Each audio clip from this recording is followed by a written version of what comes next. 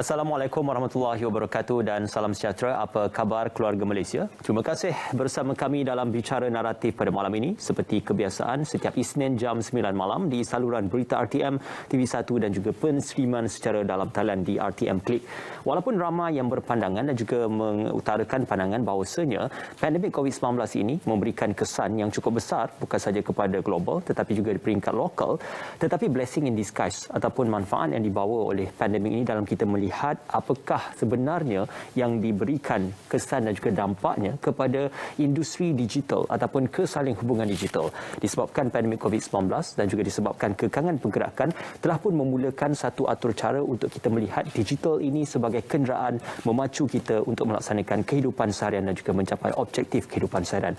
Dalam perihal itu, malam ini kita nak bercerita berkenaan 2022, imbasan kepada 2021 juga, memperkasa jalinan digital negara, bercerita juga tentang mempertingkatkan kecekapan infrastruktur dan juga mengoptimumkan penggunaan spektrum.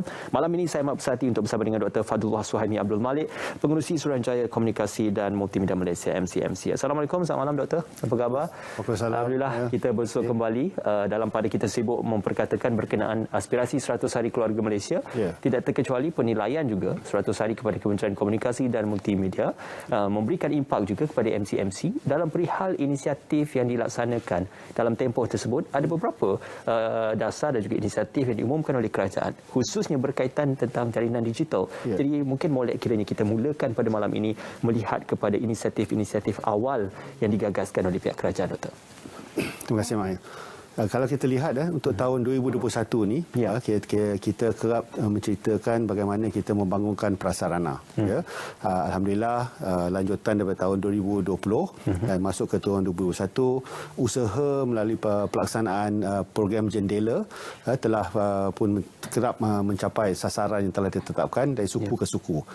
Tapi prasarana dengan hanya prasarana saja tidak mencukupi. Kita ingin memastikan orang mengguna pakai prasarana tersebut, dan kita dapati masih ada keluhan-keluhan dari pihak-pihak yang mungkin mempunyai kekangan. Contohnya ada yang pihak remaja kata kos internet mahal, ataupun internet tu kenapa dia tak ada tanpa had, dan ada juga kata saya tak ada peranti, dan kita pun juga dalam program jendela kita telah mengutarakan bahawa rangkaian 3G akan ditutup pada penghujung tahun ini. Jadi bila kita merungkai semua itu dan kita tengok apakah yang boleh dilaksanakan, maka polisi pihak Kementerian Komunikasi dan Multimedia melalui SKMM telah membangunkan dua pakej sebenarnya, pakej remaja dan juga pakej peranti keluarga Malaysia. Pakej remaja ni kita boleh melanggan secara prabayar dengan harga amat murah. RM10 sebulan saja. Tapi pembayaran mungkin perlu dibayar RM30 dahulu, tapi boleh digunakan pakai untuk 3 bulan. Berbanding dengan pada amnya prabayar ni tiap bulan kita kena top up. Dan kalau bila tak habis lebohlah.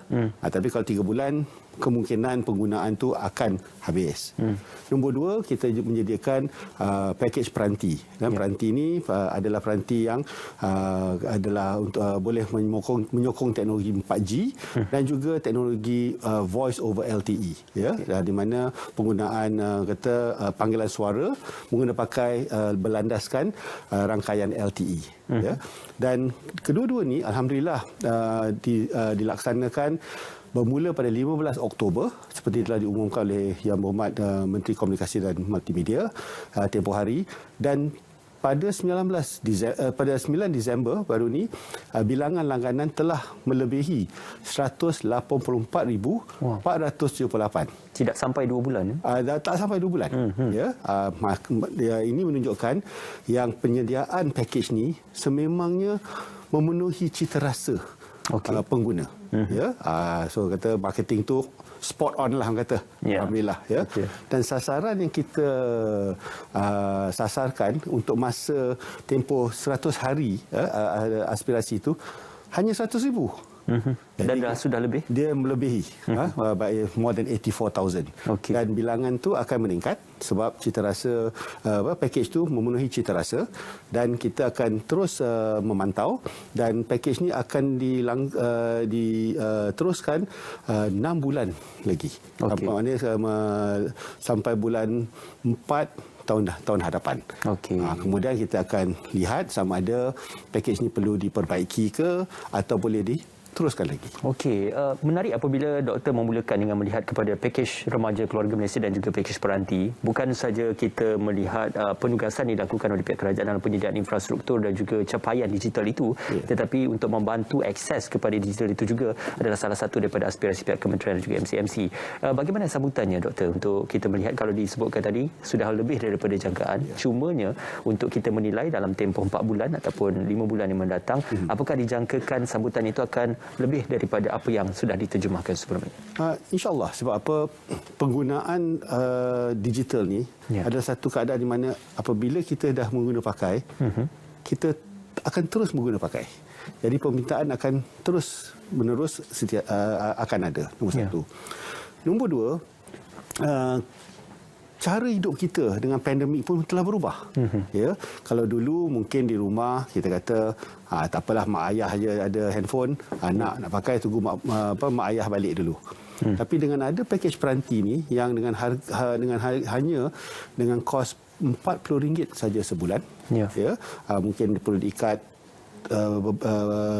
berdasarkan kepada jenama peranti yang akan dilanggan.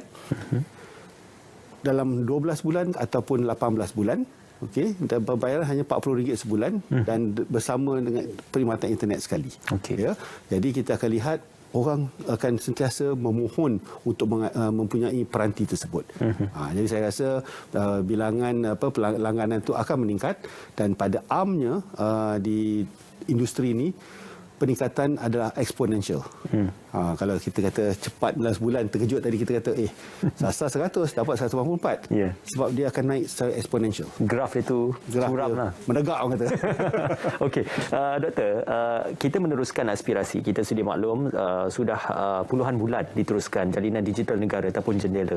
Dan ini juga merupakan penerusan kepada mungkin pembaharuan apakah aspirasi lagi yang diteruskan di bawah jendela ini. Ini ruang yang terbaik untuk kita mengetahui tentang jendela dan bagaimana ia diterjemahkan, khususnya untuk kita menilai penghujung 2021 dan akan menginjak ke tahun 2022 untuk program jendela ini, doktor. Apabila kita umumkan tentang jendela tempoh hari pada tahun 2020, kita kata pada penghujung 2022, liputan 4G akan mencapai 96.9% di kawasan berpenduduk. Ya, hari ini kita telah akan insya-Allah kita akan mencecah 95% pada penghujung ini. Jadi kita hanya memerlukan sedikit saja untuk mencapai sasaran 96.9. Nombor dua, kita juga kata kita akan memastikan liputan gentian fiber akan mencapai 7.5 juta premis di negara ini daripada 9 juta premis yang ada. Buat masa ni kita telah pun mencapai 6.5 juta premis. Ada 1 juta lagi nak cover ni untuk tahun 2022. Dan dari segi kelajuan mudah alih, bila kita mula itu puratanya hanya 25 megabit per second. Hari ini telah mencapai 35 megabit per second. Sasarannya sebenarnya 35 megabit per second pada penghujung tahun 2022. Dengan lebih awal. Usaha itu dapat diusahakan dengan lebih awal. Ya, dan ini hanya dari segi liputan yang kita tetapkan. Cabaran kedua adalah memastikan kualiti perkhidmatan tu sentiasa stabil. Kalau kita kerap dengar kata, tempat saya ni tak elok. Ada orang kata tempat saya okey. Macam mana kita nak pastikan ada penyeragaman dari segi kualiti. Itu usaha-usaha yang kita laksanakan daripada tahun ini dan dilangsungkan ke tahun hadapan untuk memastikan kualiti perkhidmatan itu pada peringkat yang kita sebagai pengguna boleh kata mempunyai kualiti pengalaman yang boleh memuaskan hati kita. Jadi lazimnya kata orang putih kata rule of thumb, kalau ada mudah alih ada 10 megabit per second, insya-Allah nak tengok YouTube tu tak jadi masalah. Okey. Tapi kalau dapat hanya 2 atau 3 megabit per second, setakat WhatsApp tu okeylah. Tapi bila tengok video, kejap-kejap ada bulat, kejap ada bulat keluar. Refresh dah balik. Dia kata buffering kan. Okey, tak apa. Kita refresh juga sebenarnya untuk kita refresh kembali apa yang telah pun diusahakan oleh pihak kementerian dan juga MCMC. Penamatan perkhidmatan bagi 3G, dan ini juga seiring dengan penyediaan infrastruktur dan juga keperluan gadget yang berada di pasaran ketika ini yang sudah pun beralih kepada yang menyediakan 5G dan juga 4G. Dalam perihal untuk kita bercerita di manakah kita dalam peralihan kepada 3G dan 4G itu, apakah ketersediaan itu sudah pun diletakkan satu garisan dan juga asasnya untuk masyarakat yang akan menggunakan perkhidmatan itu di peringkat akar umbi, Doktor? Kalau kita buat dari segi sasaran teknikal, rangkaian ini akan ditutup pada penghujung tahun ini. Okey. Ya. Kalau dari segi teknikal, penutupan rangkaian kita telah pun melebihi 97%. Jadi setakat dalam 2-3 minggu ini, insya-Allah 100% lah. Okey. Ya. Dan bilangan pengguna 3G pada awal pengumuman kita mempunyai lebih kurang sikit daripada 3 juta pengguna yang masih lagi mempunyai peranti atau pengguna pakai perkhidmatan 3G. Sekarang kita telah dapat menurunkan ke kurang lebih sikit daripada 100,000 pelanggan saja. Dan usaha ini akan diteruskan. InsyaAllah sampai penghujung tahun, bilangan pengguna 3G akan kecil dan mereka mungkin akan terus mempunyai peranti 3G bukan kerana mereka tak tahu, tetapi mungkin dia tidak ingin membuat keputusan untuk merubah. Ya, jadi kita nak zero kan pada hujung tahun tu mungkin tidak ada, mungkin kita tak tercapai, tetapi bilangan tu agak kecil. Dan dengan adanya pakej peranti keluarga Malaysia yang kita sediakan melalui pembekal perkhidmatan, insya-Allah orang akan merubah. Ini macam kita lah ada telefon tu sayang, boleh pakai lagi, dia kata. Apa salah bila saya pakai lagi? Bila tengok-tengok, kenapa tak boleh dapat apa-apa hari ni? Jadi dia akan tukar. Macam tengok TV lah. Serupa juga. Itu dah tabi'i pengguna. Ya, Doktor, kita secara faham, secara asasnya fahaman di sebalik kepada peningkatan capaian telekomunikasi itu 3G ke 4G, kita bercerita kepada kelajuan data dan juga jumlah data yang boleh dimuat turun pada satu-satu masa. Namun dalam perihal kita bercerita kepada mobile data ini, mengapakah keperluan peralihan untuk menamatkan 3G kepada 4G itu, dan apakah mungkin persediaan yang boleh dilakukan kepada pengguna? Kalau contohnya, apakah mereka bertanya untuk menggunakan SIM card ataupun kad SIM untuk mempersiapkan diri dalam peralihan kepada gadget dan juga penyedia perkhidmatan telekomunikasi tersebut? Kenapa kita menukar kereta? Daripada kereta kecil kepada kereta besar? Gaji bertambah. Gaji bertambah. Mungkin kata bilangan ahli keluarga pun bertambah. Serupa juga dengan penggunaan telefon 3G. Kenapa kita perlu menggunakan pakai 4G?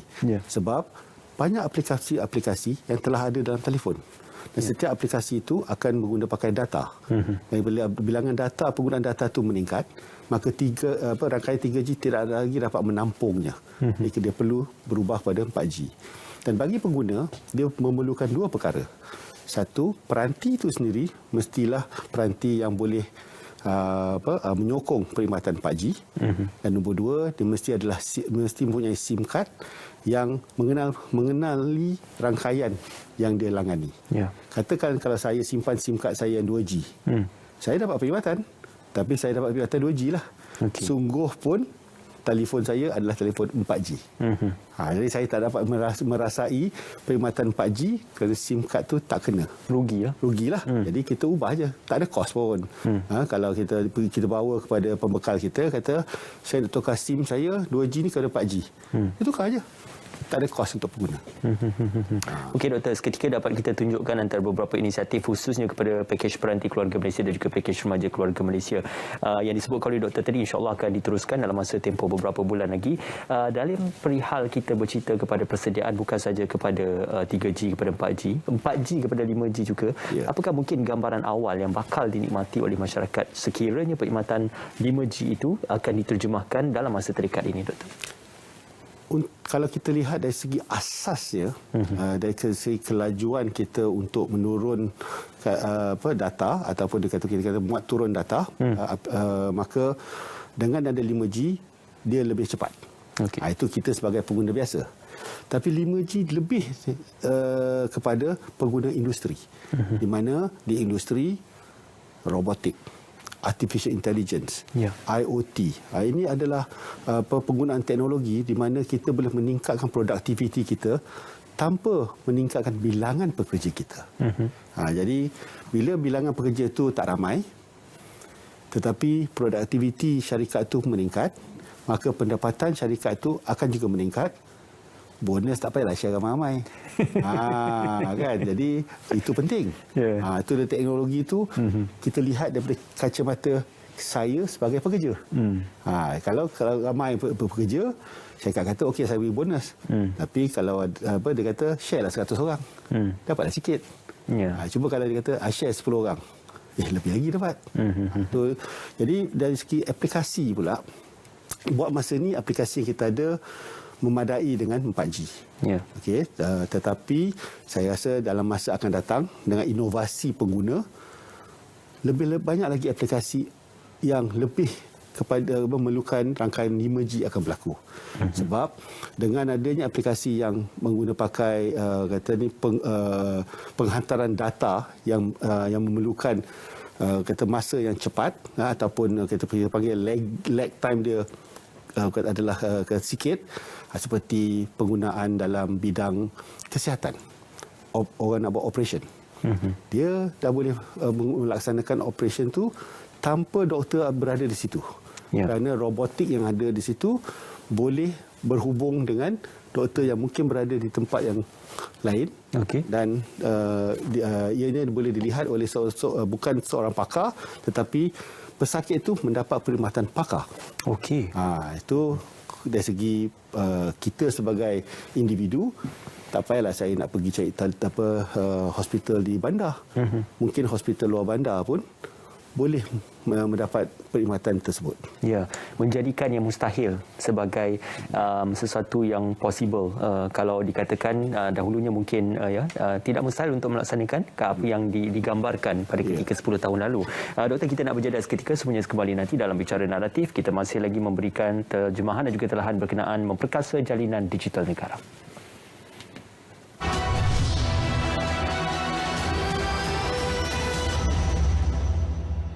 Kita bersua kembali dalam Bicara Naratif. Itu dia pemandangan di kawasan Bandaraya Kuala Lumpur. Namun, bukan hanya kita bercerita tentang bandaraya ataupun mega city seperti di Kuala Lumpur, Cyberjaya, Putrajaya ataupun di Pulau Pinang dan sebagainya.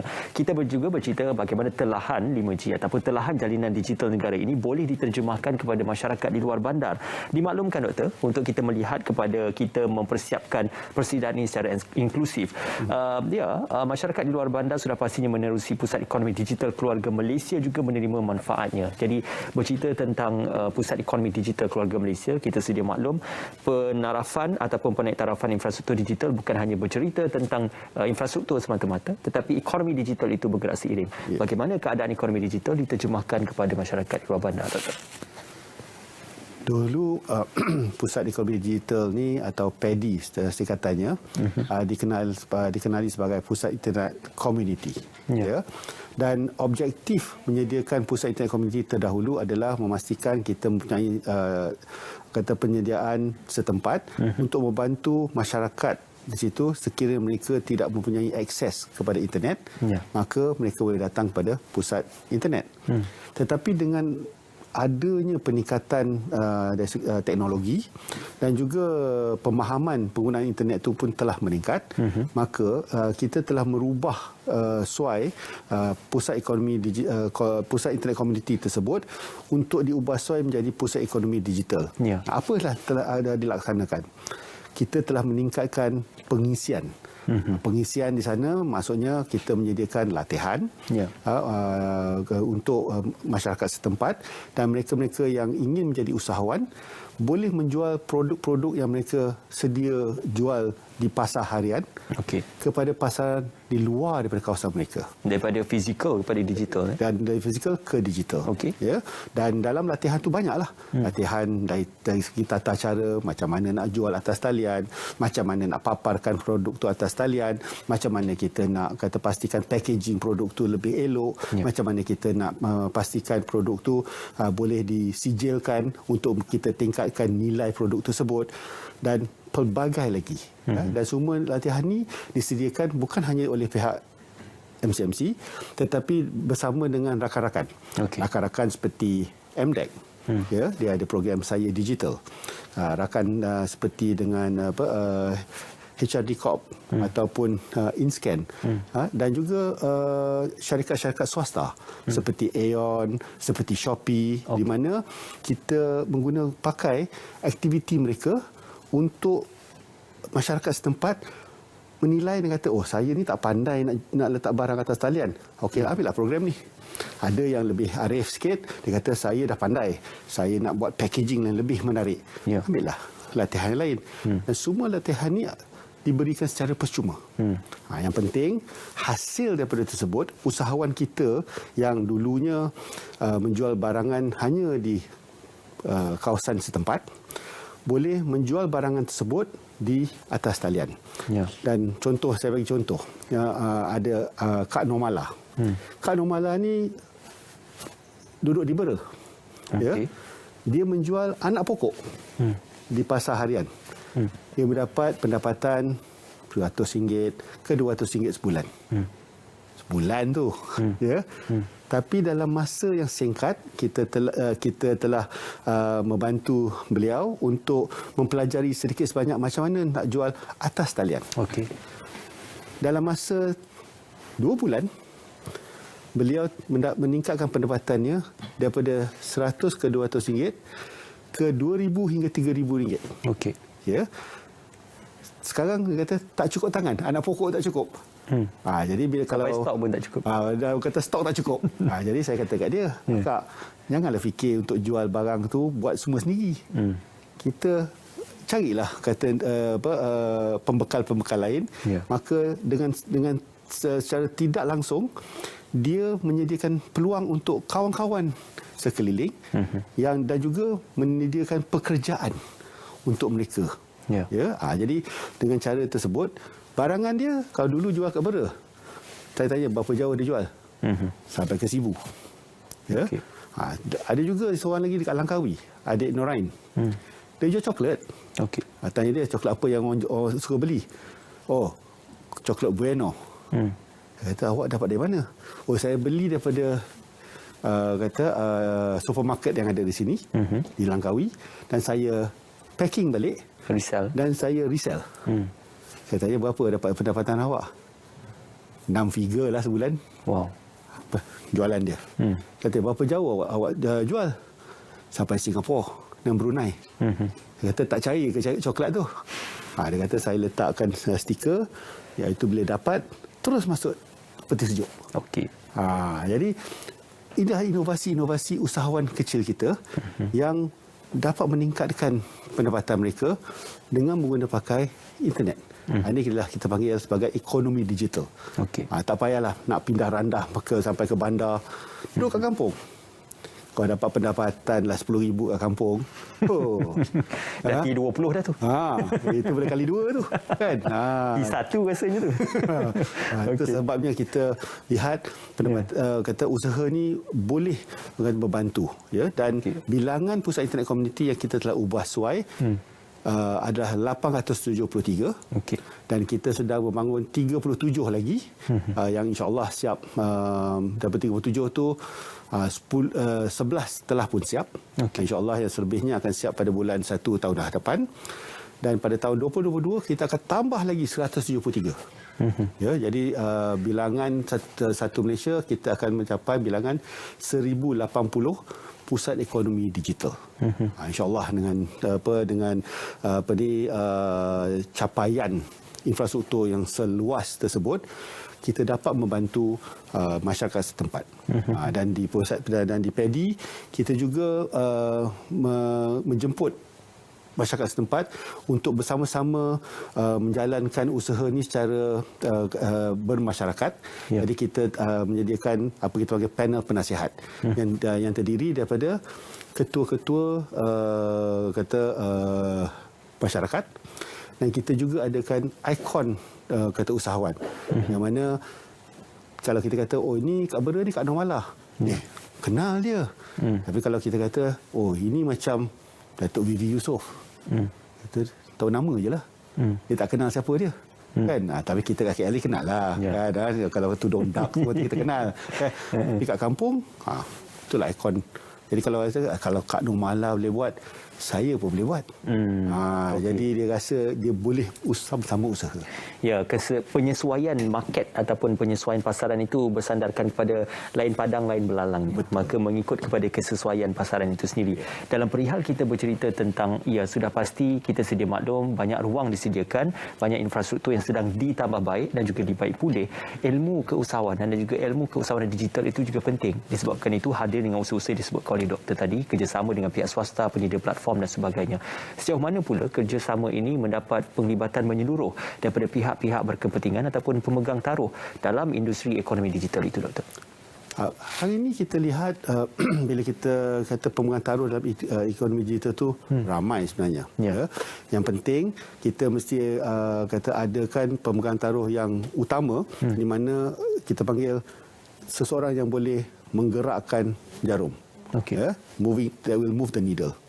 Contohnya, kalau kita bawa Shopee sebagai satu pemegang taruh, dia boleh cover dari segi latihan, dia boleh cover dari segi pemasaran, dan dia juga boleh cover dari segi penghantaran. Macam katalah kita bawa syarikat Aeon. Aeon selain daripada menyediakan platform, Aeon sebenarnya mempunyai pasaran yang sungguh luas. Kita tahu Aeon kat Malaysia aja. Sebenarnya bilangan Aeon di Malaysia ni ada lagi bilangan yang sebanyak Aeon di Malaysia di Indonesia. Dan jangan lupa Aeon tu azali daripada Jepun. Dan dia juga ada pasaran di Vietnam dan di Cambodia. Bayangkan. Dan Aeon sendiri memang memerlukan supply. Untuk barangan yang sentiasa citarasa pembeli sentiasa berubah, dan mereka memerlukan produk-produk yang baru. Dan juga dengan ada usaha mereka ni, pemegang taruh seperti Aeon boleh membantu usahawan kita untuk mendapat persijilan, mendapatkan pasaran yang lebih meluas dan sebagainya. Dan agensi-agensi kerajaan juga ramai yang membantu dalam pelbagai cara. Saya maklumkan tadi, MDEC adalah satu daripadanya, HRD Corp nombor 2, InScan pun ada, SSM ada, Mynic ada, dan pelbagai lagi. Dan di sini kita mencuba agar pusat ekonomi digital tu menjadi nadi setempat. Kerana kalau kita orang kampung nak pergi Mynic tu kat mana? Nak pergi SSM tu kat mana? Tapi kalau kata pergilah dekat Pedi Bukit Canggang atau Pedi Labuan Dagang. Tahu sebab belakang rumah. Dan perkhidmatan tu disediakan di Pedi tersebut. Itulah cara kita membawa pemegang taruh ke kawasan setempat di Pedi supaya masyarakat dengan senang boleh menikmati perkhidmatan mereka. Kawasan setempat ini juga yang akan mengumpulkan minat dan juga mereka yang ingin menceburkan diri dalam ekonomi digital itu, dan sudah pasti itu juga akan diberikan panduan ataupun guidance untuk memastikan hala tujunya betul dan juga berada pada landasan yang betul. Doktor, kita nak kembali berehat seketika sebelum kita bersiaran kembali untuk kita memperkatakan dan juga melanjutkan berkenaan memperkasa jalinan digital negara penghujung 2021 menginjak ke 2022.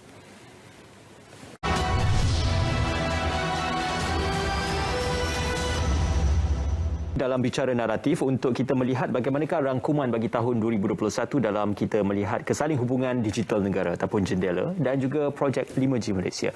Masih lagi bersama dengan Dr. Fazlullah Suhaimi Abdul Malik, Pengurusi Suruhanjaya Komunikasi dan Multimedia Malaysia MCMC. Doktor, dalam masa 2 bulan ini kita menyaksikan ada 2 acara penting. Yang pertama sudah dilunaskan ataupun sudah diusaikan di Titi Wangsa kalau tidak silap saya pada bulan lalu, dan yang akan datang ni juga berkenaan 5G juga akan diwar-warkan ataupun digambarkan kepada khalayak. Apakah serba sedikit berkenaan aspirasi di sebalik atur cara yang diadakan khusus kepada 5G tersebut, Doktor? Kalau kita lihat dari segi penggunaan data di Malaysia, kita di Malaysia ni mengguna data antara pengguna data yang kedua tertinggi di dunia. Per capita, iaitu kita hanya di belakang Taiwan saja. Dan bila penggunaan data itu tinggi, maka ia akan memerlukan rangkaian yang lebih lebih tangkas, lebih besar, dan dengan keperlunya rangkaian tersebut, kita kena gerak daripada penggunaan teknologi 4G kepada 5G. Kita kata nak future proof untuk for the next 5 to 10 years. Jadi rangkaian 5G ni telah diumumkan, sebenarnya cerita-cerita 5G ni daripada tahun 2019 lagi sebenarnya. Dan teknologi akan lebih matang. Jadi kalau kita ingin melaburkan untuk teknologi, kita tak boleh melabur terlalu awal. Dan kita juga tidak boleh melabur terlalu lewat. So orang nak cari kat mana sweet spot dia.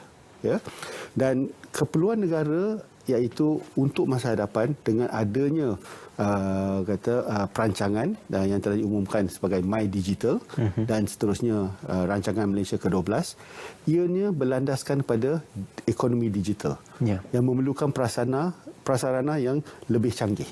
Dan di situlah gentian optik dan juga rangkaian 5G mesti dibangunkan secara seiring.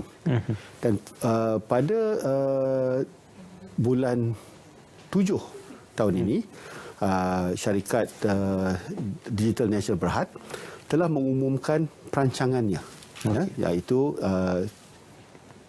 pada tahun 2024 liputan 5G akan meliputi 80% daripada kawasan berpenduduk. Itu dalam masa 3 tahun saja. Dan perancangan yang utama adalah pada tahun 2021, rangkaian tersebut akan sedia untuk diguna pakai di Cyberjaya, di Kuala Lumpur dan di Putrajaya. Pada 10 hari bulan November, iaitu daripada masa diumumkan pada bulan 7 tu, mana bulan November hanya 4 bulan selepas diumumkan perancangan tersebut, maka telah diadakan usaha untuk kita panggil integrasikan rangkaian yang sedia ada dengan rangkaian baru.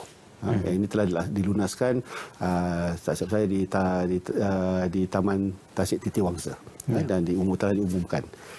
Dan perancangan kedua atau milestone yang kedua adalah untuk memastikan ketersediaan rangkaian tersebut untuk diguna pakai pada bulan Disember ni. So insya-Allah, kalau tak silap saya, dalam minggu ni adalah usaha yang akan dilaksanakan oleh pihak DNB untuk mengumumkan ketersediaan rangkaian tersebut. Dari apalah penting pada kita sebagai pengguna. Dia cakap-cakap jangan kata saya pengguna nak buat apa ni. Dengan adanya rangkaian tersebut, maka mana-mana pembekal yang mengguna pakai rangkaian tersebut boleh memberi perkhidmatan 5G kepada kita sebagai pengguna. Dan kita pun telah dengar di media salah satu syarikat gegasi di Malaysia yang telah mengumumkan bahawa ia akan mengguna pakai rangkaian baru itu. Dan sudah tentu syarikat gegasi itu akan memanjangkan perkhidmatan itu kepada pengguna mereka. Dan lebih ramai lagi pembekal perkhidmatan menggunakan pakai rangkaian tersebut, maka lebih ramailah daripada kita boleh menggunakan pakai rangkaian baru ini. Mungkin pada awal tu dia mungkin dia kata tak payahlah bayar dulu. Gunalah pakai dulu secara cuma. Trial panggil. Tapi bila dah syok, tak ada trial dah. Kita tak, dia kata tak kita sendiri nak tanya bila saya boleh bayar. Betul. Untuk upgrade servis mungkin. Betul. So insya-Allah, jadi dari segi perancangannya nampak dia telah mengikut apa yang telah dirancang. Dan saya rasa sungguh pun ada polemik yang bercerita tentang 5G. Yang penting kita lihat pada fakta. Fakta, inilah perancangannya dan inilah hasil perancangannya dan perancangan tu setiap milestone tu dilunaskan mengikut masa yang telah ditetapkan. Okey. Okey, Doktor, di kesempatan ini, kalau tadi kita banyak bercerita tentang inisiatif dan juga dasar kerajaan, ini mungkin kesempatan yang terbaik untuk saya juga bertanya dari segi sedikit aspek teknikal berkaitan bagaimana gaya hidup bersandarkan kepada 5G dan juga kelajuan digital dan juga internet ini. Kalau 21 tahun yang lalu, permulaan milenium baru, kita dimomokkan dengan semuanya di hujung jari. Mungkin pada masa itu masih kabur bayangannya bagaimanakah semuanya di hujung jari. Tetapi apabila kini, sebuah telefon bimbit pun sudah mempunyai kapasiti seperti sebuah komputer riba ataupun sebuah komputer dengan capaian gigabyte, terabyte pun ada. Jadi perihal tentang bagaimana untuk kita melihat kapasiti kepada gadget device dan juga apa yang digunakan oleh masyarakat dengan kepada kapasiti yang setara dengan penyediaan telekomunikasi, penyediaan internet dan juga penyediaan servis internet itu, Doktor. Biarlah saya bagi analogi. Kalau dulu kita duduk kat kampung, kita pakai motor. Jalan, orang kata jalan tanah liat je lah. Dah okey dah. Dan kalau kita nak bawa laju, kita ada jalan turap. Tak ada lubang. Wah, lajulah kita bawa sikit. Dan kemudian jalan turap tu, kita ada jalan besar. 2 lane. Lagi laju kita boleh bawa.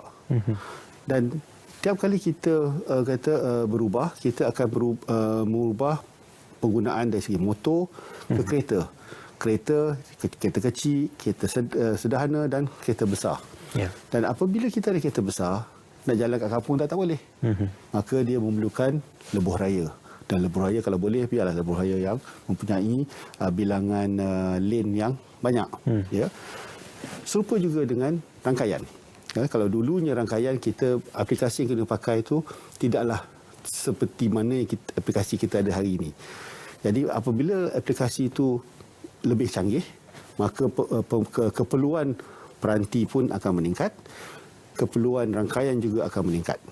Jadi semua ni perlu dibangunkan secara seiring. Tak boleh kita kata peranti je kita ada. Kalau rangkaian tu teruk, peranti canggih pun tak boleh laju. Contohnya kereta. Kalau duduk kereta kat kampung, beli Lamborghini. Lambuk je lah kat tepi tu. Tak boleh gerak. Kan? Kecuali kalau dia ada atas highway, lajulah je. Serupa juga dengan peranti. Kalau ada 5G tapi tak ada rangkaian 5G, shock sendiri je lah. Dan gaya hidup kita ni, kita juga akan berubah. Kerana kalau dulu, tahun 1996, saya dan beberapa rakan-rakan berbincang tentang aplikasi kita panggil teleconsultation dalam perubatan. Semua tak percaya. Boleh ke buat benda ni? Tapi itu tahun 1996. Masa tu internet narrowband. Bunyi keng-kong. Bila suruh kita nak masuk. Sejam tunggu buat connect. Kadang nak tunggu sampai sejam. Dia kata boleh buat kopi lah dulu. Kan? Tapi fast forward. Tahun 1996. Sekarang tahun 2021. Dan kita lihat sewaktu pandemik, kita lihat juga perkhidmatan untuk kesihatan yang kita ada, di mana Pusat Evaluasi COVID atau CAC menyediakan perkhidmatan teleconsultation.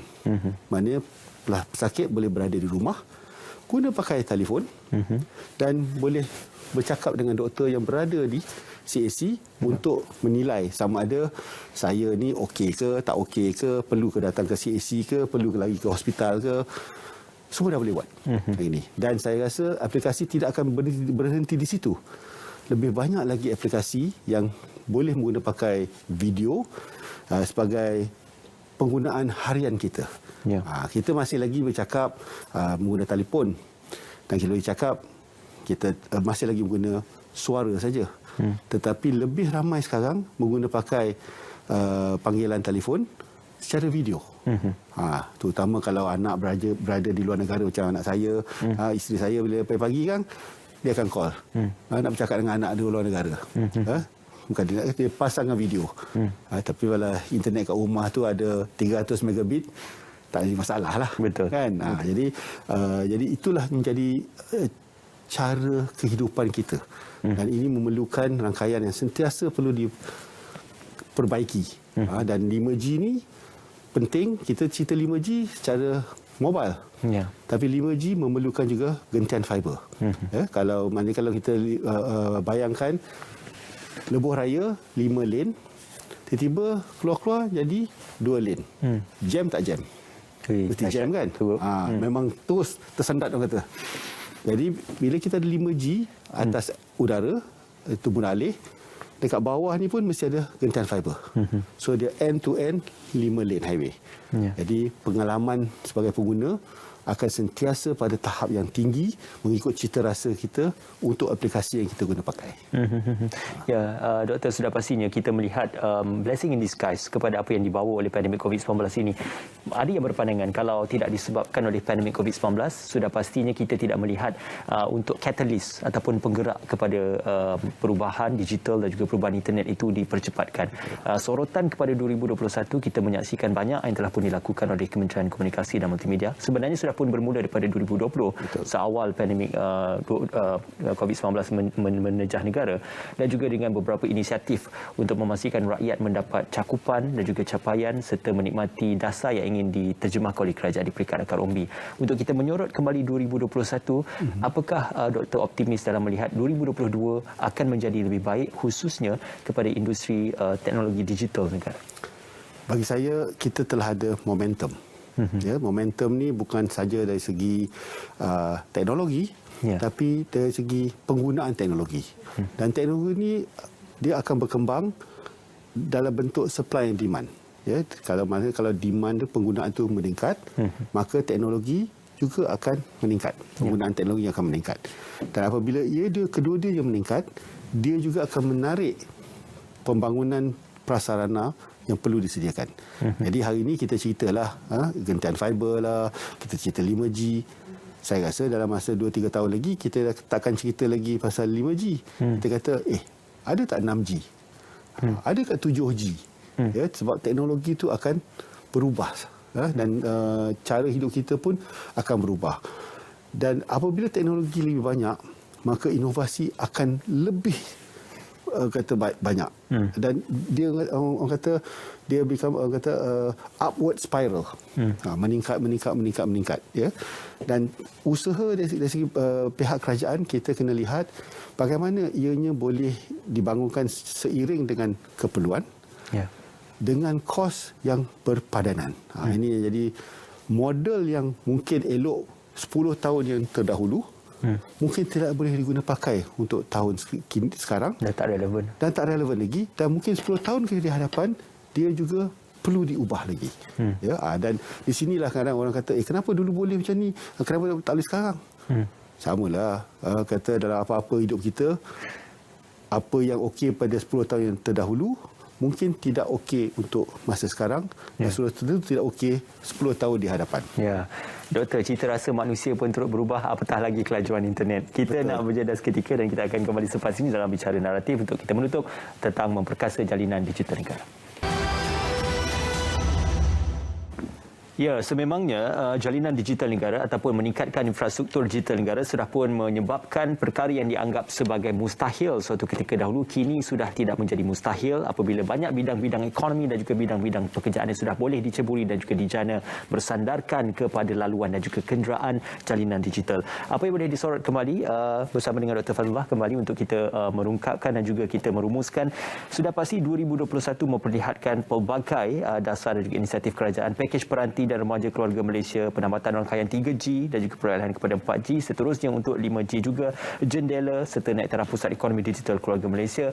Ini merupakan sebahagian kecil daripada apa yang sedang, bakal dan akan dilakukan oleh pihak kerajaan, khususnya MCMC dan juga Kementerian Komunikasi dan Multimedia.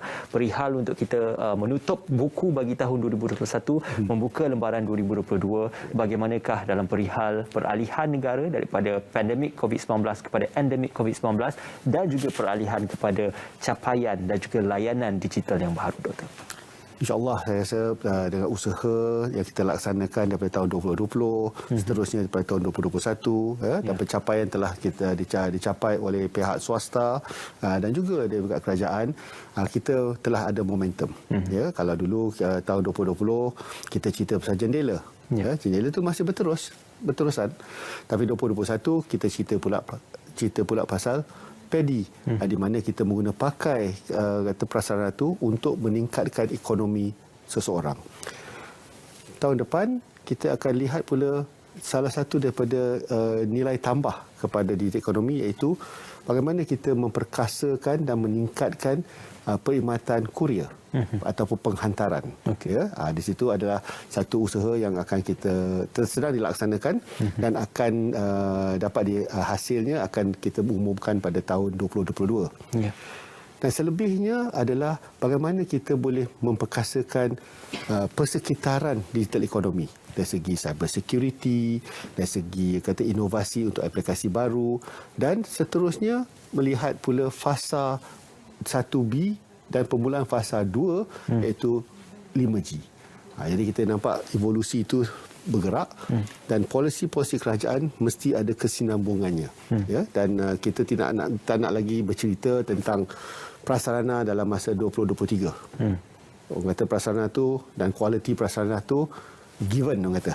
Ya, kita kena cerita apa yang boleh ditambah baik atas daripada prasarana tersebut. Iaitu dari segi aplikasi, dari segi ekonomi, bagaimana ekonomi negara boleh dipertingkatkan dengan melalui penggunaan teknologi untuk meningkatkan produktiviti. Ya, mungkin kos penyelenggaraan sesuatu boleh dikurangkan dengan menggunakan pakai teknologi. Ya, dan bilangan dan pekerjaan yang kita ada boleh ditambah nilai di mana kita boleh menyediakan perkhidmatan itu bukan hanya di Malaysia tetapi boleh menyediakan perkhidmatan itu di luar Malaysia. Sebab dengan adanya kesaling hubungan atas talian boleh menahan kita untuk memberi perkhidmatan yang kita ada di luar daripada Malaysia. Mungkin di negara UK memerlukan kepakaran di Malaysia. Why not? Kan? Dan kita boleh kata ekonomi dunia akan berubah. Dan kalau kita sebagai rakyat Malaysia tidak mengambil kesempatan ini dengan adanya pelaburan-pelaburan dan polisi-polisi kerajaan untuk membangunkan ekonomi digital kita akan ketinggalan. Ya, betul. Dan kita tak boleh salahkan sesiapa kecuali salahkan diri sendiri. As they say, the brave will move forward. Okey. Maka sia-sia adalah mereka yang tidak